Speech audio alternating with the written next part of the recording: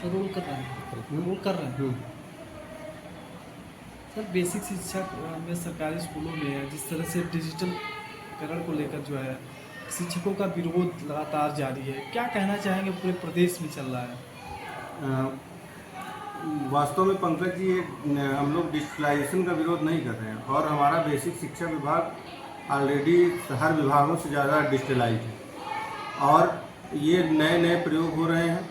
और सबसे बड़ी बात है कि हमारी जो प्रमुख मांगें हैं शासन द्वारा उस पर ध्यान नहीं दिया जा रहा है और कई ऐसी महत्वपूर्ण मांगें हैं जिस पर बड़े बड़े आंदोलन चले।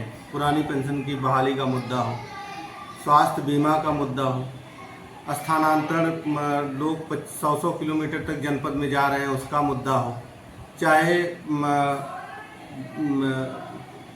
स्थानांतरण में पास लेने का मुद्दा हो, बहुत सारे ऐसे मुद्दे। हमारा प्रमोशन, आप सोचिए कि जो प्राथमिक का प्रमोशन यहाँ जौनपुर जनपद में 30 जून 2009 तक हुआ है और जूनियर का प्रमोशन 1994 से अभी तक नहीं हुआ है।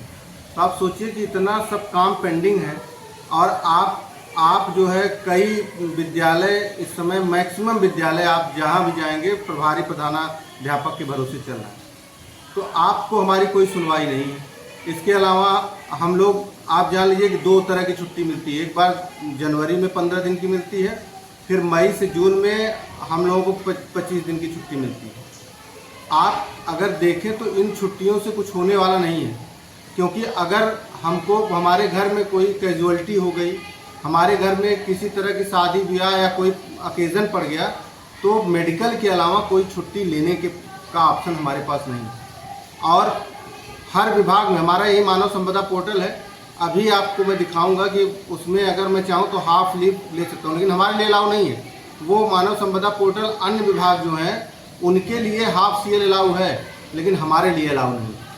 तो ये सब विसंगतियां हैं। ये सरकार एकदम आंख बंद करी हुई है, पता नहीं क्या चाहती है। आपको बताना चाहता हूँ कि एकदम रिमोट एरिया में हमारे शिक्षक काम करते हैं, उनके पास कोई न तो ठीक से सुविधा है, न वहाँ आने जाने का सही रास्ता है। तमाम तरह की विसंगतियों का सामना करने के बाद हमारे शिक्षक अपने विद्यालय में पहुँचते हैं। कहीं कहीं न बिजली है न पानी है, लेकिन वो सुबह से लेकर के शाम तक अपने कार्यों को अंजाम दे रहे हैं। तो ये हमारा विरोध है।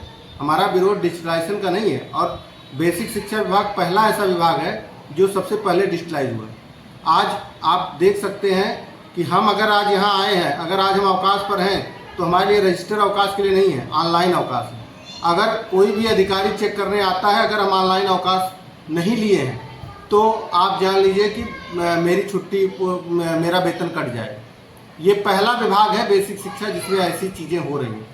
लेकिन तब भी हम लोगों ने कहा नहीं ठीक है, हम लोगों को समय, आप इतनी बड़ी जांच हुई थी 3-4 दिन आदरणीय CDO महोदय के कुशल निर्देशन में, और आप जान लीजिए कि लगभग 1800 विद्यालय की क्रॉस चेकिंग हुई थी। मतलब इधर उधर, इधर के BO उधर, हर तरह के अधिकारी डायट से सब लोग गए थे और शिक्षक, शिक्षा मित्र और अनुदेशक कुल मिला करके 150 से भी कम उनकी संख्या, जो किन्हीं परिस्थितियों में अनुपस्थित उस दौरान 7:30 बजे का विद्यालय पर चेकिंग हुई थी, उस दौरान पाए गए थे।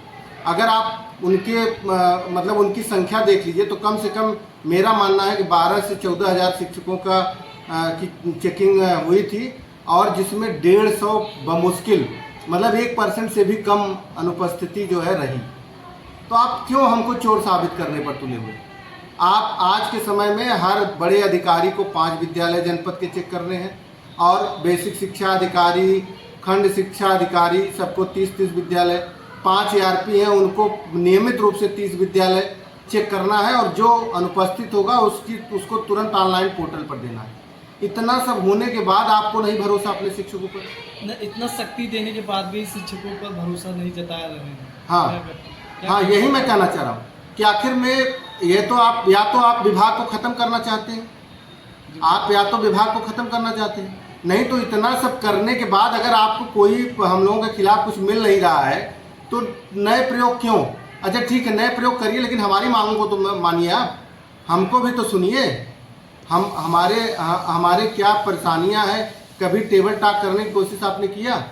हमारे संगठन के पदाधिकारी, प्रांतीय संगठन के पदाधिकारियों से कई बार वार्ता हुई, बेसिक के मंत्री उनसे भी कभी आपकी बातचीत सारी हुई? हमारे जो प्रांतीय संगठन है कई बार उनसे, बेसिक शिक्षा मंत्री जी से, हमारे महानिदेशक महोदया से, डायरेक्टर साहब से, सचिव क्या से, कुछ नतीजे सामने आए? कुछ नहीं आया। तभी तो हम लोग परेशान हैं कि आप हमको तो बांटते चले जा रहे हैं, लेकिन हमारी मांगों को आप सोचिए कि कोई भी राज्य कर्मचारी, हम यही मैं दो तरह का नौकरी करने वाले हैं, सरकारी नौकरी करने वाले, कोई भी राज्य कर्मचारी को अगर किसी तरह की कैजुअलिटी हुई, कहीं एक्सीडेंट हुआ, कहीं कैंसर हो गया, कुछ हो गया, तो उनके इलाज के लिए सरकार फ्री ऑफ कास्ट व्यवस्था करिए, लेकिन हमारे बेसिक शिक्षकों के लिए इसकी कोई व्यवस्था नहीं।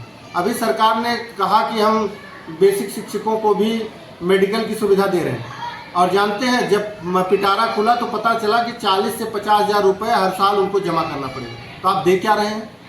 जी बिल्कुल। तो इस तरह के दोहरी नीति सरकार के द्वारा शिक्षकों के प्रति की जा रही है। आप यहाँ आए हुए हैं, आप विद्यालय भी देख सकते हैं, अभी बच्चों से भी आप मिल सकते हैं, आपको कतई नहीं लगेगा कि हम किसी सरकारी विद्यालय में हैं। जो बेहतर कॉन्वेंट विद्यालय है उससे बेहतर व्यवस्था है। हाईटेक देखने को मिला, इंग्लिश मीडियम जो है, हाँ, बहुत ही फेमस है स्कूल है। तो ये चीज़ें क्या है, शिक्षा, मैं सरकार का जो भी सहयोग रहा वो तो ठीक है, लेकिन हम लोगों ने अपने बल पर, सभी शिक्षकों ने अपने बल पर विद्यालय को अच्छा करने का प्रयास किया कि हमारी रोजी रोटी यहीं से मिलती है। सर एक सवाल मेरा ये है, क्या बायोमेट्रिक जो अटेंडेंस है उसको किस नज़र से आप देखते हैं? सबसे बड़ी बात यह है ये कि मेरा सवाल ये, सबसे बड़ी बात यह है कि अभी तक, कल मैं एक प्रतिष्ठित न्यूज़ चैनल में मैं देख रहा था, और बहुत बड़े पत्रकार हैं, मुझे उन पर बड़ा शर्म आ रही है, और इतना बड़ा चैनल है उस पर मुझे शर्म आ रही है कि उन्होंने बताया कि ये शिक्षक जो है बायोमेट्रिक अटेंडेंस, अंगूठे वाले अटेंडेंस दे रहे हैं, उसका विरोध कर रहे हैं, फेस वाला हो रहा है। आज तक बेसिक शिक्षा परिषद में बायोमेट्रिक अटेंडेंस हुआ ही नहीं। सोचिए कितना बड़ा झूठ। और मैं नाम तो नहीं लेना चाहता हूँ, दो बड़े चैनल हैं मीडिया के जो इस तरह से शिक्षकों के प्रति नकारात्मकता फैला रहे हैं। अभी आज तक, मैं भी लगभग 15 साल से ज़्यादा नौकरी हो गई हमारी, आज तक हम लोगों ने कभी अंगूठे वाला फेस थंब इम्प्रेशन करके कभी उपस्थिति नहीं दर्ज कराई। लेकिन इतना झूठ बोल करके शिक्षकों को चोर साबित करने का प्रयास ये जो सरकारी चैनल बने हुए हैं वो प्रस्तुत कर रहे हैं कि आपको क्या बताऊं।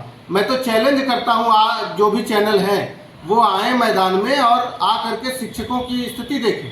वो प्रॉक्सी टीचर का नाम देते हैं, यहाँ कोई भी प्रॉक्सी टीचर नहीं, केवल और केवल बेसिक शिक्षा को बदनाम करने की साजिश चल रही है और ख़त्म करने की साजिश चल रही है।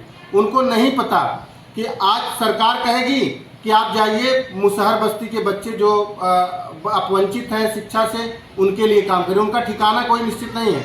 ईंट के भट्ठों पर काम, बिहार, झारखंड, कहाँ से बच्चे आते हैं। हम लोग जाएंगे, एडमिशन करेंगे, 3 महीने बाद जब बरसात हो जाएगी तो अपने घर चले जाएंगे। उन बच्चों को पढ़ाने का काम करते हैं। और अगर हम पहले उन सरकार के दबाव में उनका एडमिशन लेंगे और बाद में 3 महीने बाद झारखंड, बिहार, उड़ीसा चले जाएंगे, तो फिर हमको दबाव पड़ेगा कि आप उपस्थिति क्यों नहीं सुनिश्चित कर रहे हैं।